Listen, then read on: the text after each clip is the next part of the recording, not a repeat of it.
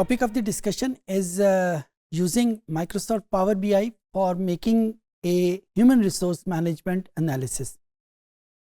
इस एग्जांपल में हम देखेंगे कि हम ह्यूमन रिसोर्सेज के हवाले से पावर बीआई की डैशबोर्डिंग कैसे कर सकते हैं।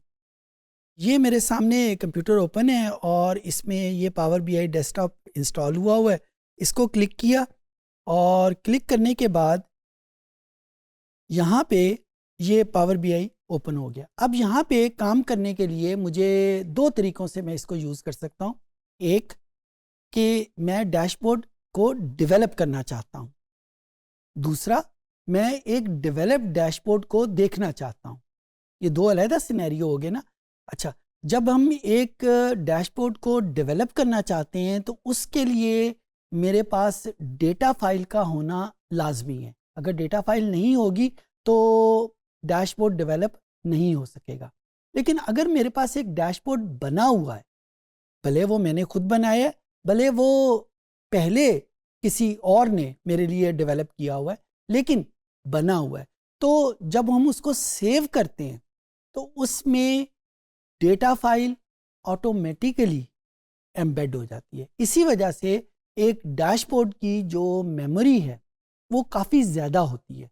तो मैंने यहाँ पे कोशिश की है कि बने हुए डैशबोर्ड को, जो मैंने अपने किसी इंटरनेशनल क्लाइंट के लिए आज से कुछ अर्सा पहले डेवलप किया था, और आपको इस वजह से दिखा रहा हूँ कि आपके सामने पावर बीआई की जो एक्चुअल पावर है, जो फोर्स है उसकी, वो आपके सामने रख सकूं और आपके जहन में एक प्रोटोटाइप सा आ जाए कि जब आप उसको डेवलप करना चाहें अपने किसी क्लाइंट के हवाले से या अपने किसी और पर्पस के हवाले से, तो आपके जहन में आ जाए कि ये फीचर पावर बीआई में मौजूद हैं और इनको हम यूटिलाइज कर सकते हैं। तो हम यहाँ पे जो जिसको यूज़ करेंगे, हम रिपोर्ट्स को ओपन करना चाहते हैं। डेटे को मैं ओपन नहीं करना चाहता। डेटे को मैं उस वक्त ओपन करूँगा जिस वक्त मैंने एक नया डैशबोर्ड बनाना है। मैं रिपोर्ट्स को ओपन करना चाहूँगा। इसको क्लिक किया। अब मेरे पास कंप्यूटर में वो जगह होनी चाहिए जहाँ पे वो डैशबोर्ड मेरे पास सेव हुआ है। तो यहाँ पे मैं क्योंकि ह्यूमन रिसोर्स का करना चाहता हूँ, तो ये मैं यहाँ पे इसको क्लिक कर लिया। अब depending on the speed of your computer, ये मुझे ये बता रहा है, क्योंकि मैंने ये डैशबोर्ड कुछ अर्सा पहले डेवलप किया था तो उस वक्त पावर बीआई का एक डिफरेंट वर्जन था। इस वक्त पावर बीआई का एक और वर्जन मौजूद है। तो वो सिर्फ मुझे इंडिकेट कर रहा है कि हो सकता है कि इसकी जो इंटरफेसिंग है वो एग्जैक्टली उस तरह की ना हो जिस तरह आपने खुद बनाई थी, और ये हर उस वक्त होगा जब आप एक डिफरेंट वर्जन के साथ आप इंटरफेस करेंगे। तो मैं यहाँ पे इसको क्लोज कर देता हूँ और अब मेरे पास depending on the speed of your computer ये एक डैशबोर्ड जो है वो आपके सामने आ जाएगा। अच्छा, इसमें राइट साइड के ऊपर देखें, जो डेटा फाइल यहाँ पे यूज़ हुई है वो यहाँ पे आपके सामने आ जाएगी। उनके हर एक के वेरिएबल आपके सामने आ जाएंगे और फिर उसके बाद ये सारी की सारी चीज़ें आपके सामने आ जाएंगी। एक बात याद रहे कि पावर बीआई क्योंकि बिग डेटा एनालिसिस का टूल है, तो ये जो फाइल्स हैं ये डिफरेंट सोर्सेज से आपके पास आई हुई हैं। इनका सोर्स एक नहीं है, क्योंकि ये मेरा जो क्लाइंट है ये यूएसए में ऑपरेट करता है और इसके पूरे यूएसए की जो टोटल तो उसकी 50 से ज़्यादा स्टेट्स हैं, 35 स्टेट्स में इनके ऑफिसेज हैं। तो 35 स्टेट्स का डेटा जो है वो मुख्तलिफ हवालों से, मुख्तलिफ डेटा फाइल के हवाले से इंटरनेट के थ्रू इस पर्टिकुलर इनके सेंट्रल ऑफिस में लोकेट होता है। मैंने यहाँ पे जब एनालिसिस किया था तो वो सारी फाइल्स मेरे पास अवेलेबल थी। मैंने उनको यूज़ करते हुए ये विजुअलाइजेशन बना दी। अब जब मैंने इस विजुअलाइजेशन को सेव किया तो सेव करते वक्त इसने सिर्फ उन वेरिएबल को सिलेक्ट किया जो कि इसमें यूज़ हुए हैं। जो बाकी सारे वेरिएबल थे उनके सोर्सेज डिफरेंट थे, उसको इसने कंसीडर नहीं किया। तो यहाँ पे आपको जो वेरिएबल ये नज़र आ रहे हैं राइट साइड के ऊपर, ये हो सकता है कि ये मुख्तलिफ डेटा सोर्सेज से आए हों, इनके कंपोनेंट कुछ मुख्तलिफ तरीके से बने हों। एक कंपोनेंट कहीं से आया हो, दूसरा कंपोनेंट कहीं और से आया हो। लेकिन इस वक्त जो आपको नज़र आ रहे हैं, क्योंकि ये सेव डेटा है, तो ये उस फॉर्म में है जो कि सारे एनालिसिस करने के बाद वो वहाँ पे इकट्ठे यहाँ पे हो गए। नंबर एक बात। दूसरी बात आपने यहाँ पे देखी, यहाँ पे एक फिल्टर के नाम का भी एक फीचर ऑन है।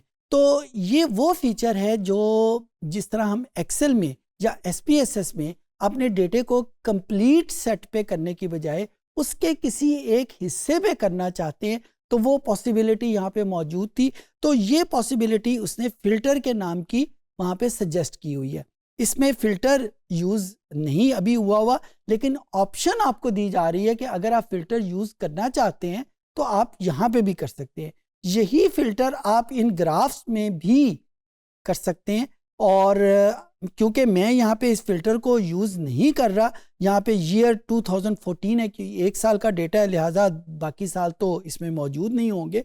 मैं इसको यहाँ पे बंद कर देता हूँ ताकि मुझे ये चीज़ें नज़र ना आए। इसी तरीके से जिस भी चीज़ को मैं नहीं देखना चाहता उसको यहाँ से बंद किया जा सकता है, लेकिन यहाँ पे अगर मैं दोबारा उसको ओपन करना हो तो इसी एरो की मदद से मैं उसको दोबारा ओपन कर लूँगा। तो इस तरीके से ये मुझे इसके मुख्तलिफ फीचर्स मेरे सामने आते जाएंगे और मेरे सामने एक बिगर पिक्चर सामने आ जाएगी।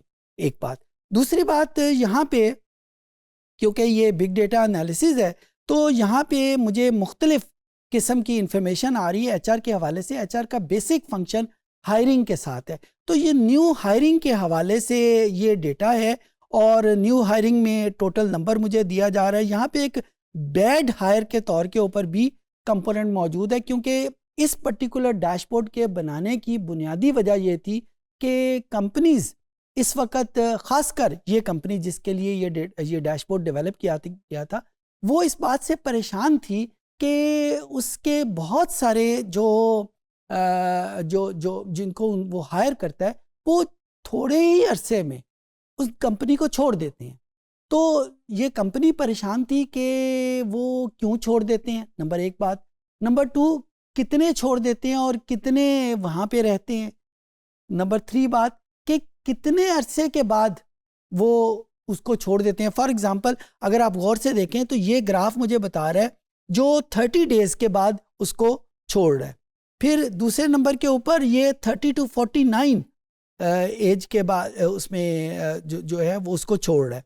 सिमिलरली ये मुख्तलिफ हमारे उनके जो ग्रुप्स हैं, एज ग्रुप्स वाले हैं, वो उनके छोड़े जा रहे हैं। तो ये मुझे इन्फॉर्मेशन दे रहे हो, यहाँ से मुझे पता चल रहा है टोटल तो छोड़ने वाले ये हैं, लेकिन सबसे ज़्यादा छोड़ने वाले जो 30 ईयर्स से जो कम वाले हैं वो उनकी कंपनी को बहुत जल्दी छोड़ देते हैं। सिमिलरली ये हमारे पास उनकी मेल और फीमेल के बारे में है।